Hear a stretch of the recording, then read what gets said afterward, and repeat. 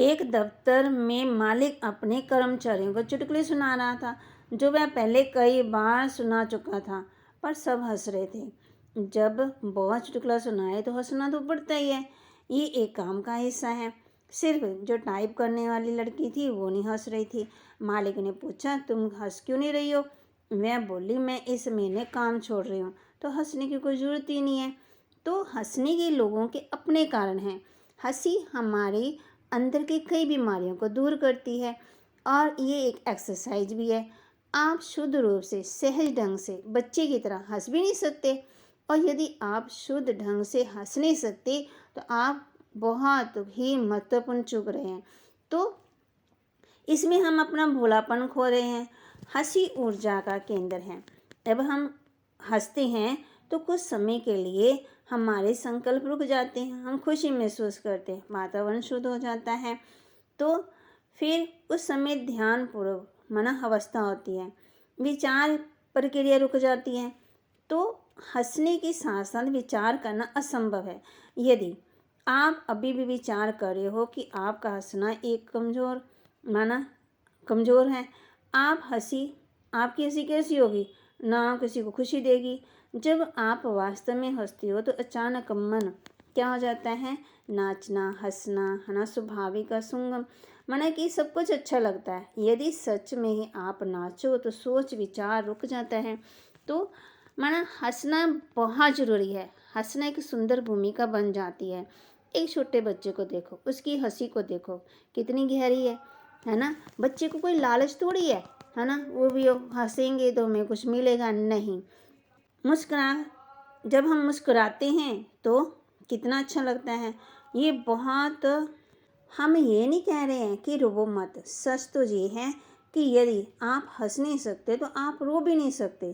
तो ये एक ही घटना के हिस्से हैं। सच्चे ईमानदार जो जिंदा लोग होते हैं ना, वो भावपूर्ण होते हैं। लाखों लोग हैं जिनके आंसू सूख गए हैं, उनकी आंखों ने जीने की तमन्ना गहराई खो दी है। जो व्यक्ति ठीक से हंस सकता है ना, वह ठीक से रो भी सकता है। और यदि आप ठीक से हंस सको तो रो सको, तो आप जिंदा हो। मरा हुआ व्यक्ति हंस नहीं सकता, ना रो ही सकता। मरा हुआ व्यक्ति गंभीर हो सकता है। आंसू और मुस्कान आपके मूड पर है, ये मौसम है, लेकिन धीरे धीरे सब भूल गए हैं, मुस्कुराना भी भूल गए हैं। तो मुस्कुराइए, अपने जीवन में खुशियाँ लाइए। अब आपको किसी की ज़रूरत पड़ती है कि जो आपको हंसा सके।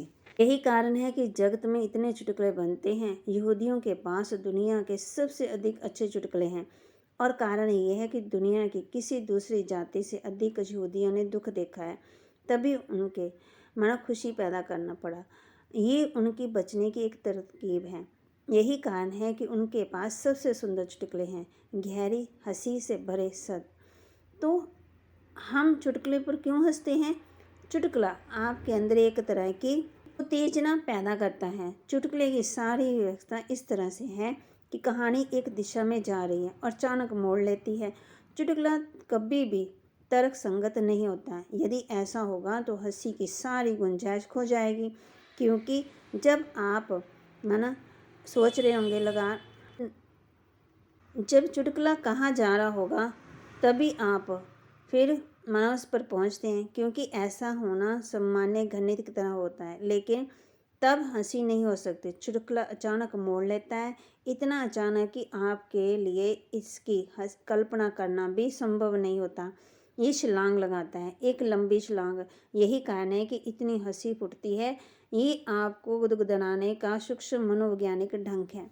तो जब भी आप उदास हो तो चुटकुले सुन लो, और माना कि सेल्फी ले लो, और क्या करो। बहुत कुछ है करने के लिए। पुरानी बातों को भूलें और नई बातों को याद करें। जब भी आप परीक्षा में जा रहे हो, कहीं जा रहे हो, अपना इंटरव्यू दे रहे हैं, तो खुश रहिए, उदास मत होइए। पहचाने मन की अद्भुत शक्ति को, जिससे हमें एनर्जी पैदा होती है।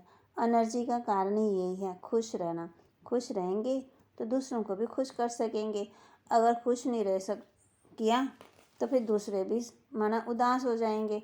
तो हंसते रहिए, मुस्कुराते रहिए और खुशियाँ बांटते रहिए। जितना हम दुनिया वाली बातों से परे रहेंगे ना, उतना हम खुश रहेंगे। अगर दुनिया में फंसेंगे ना तो खुश नहीं रह सकेंगे।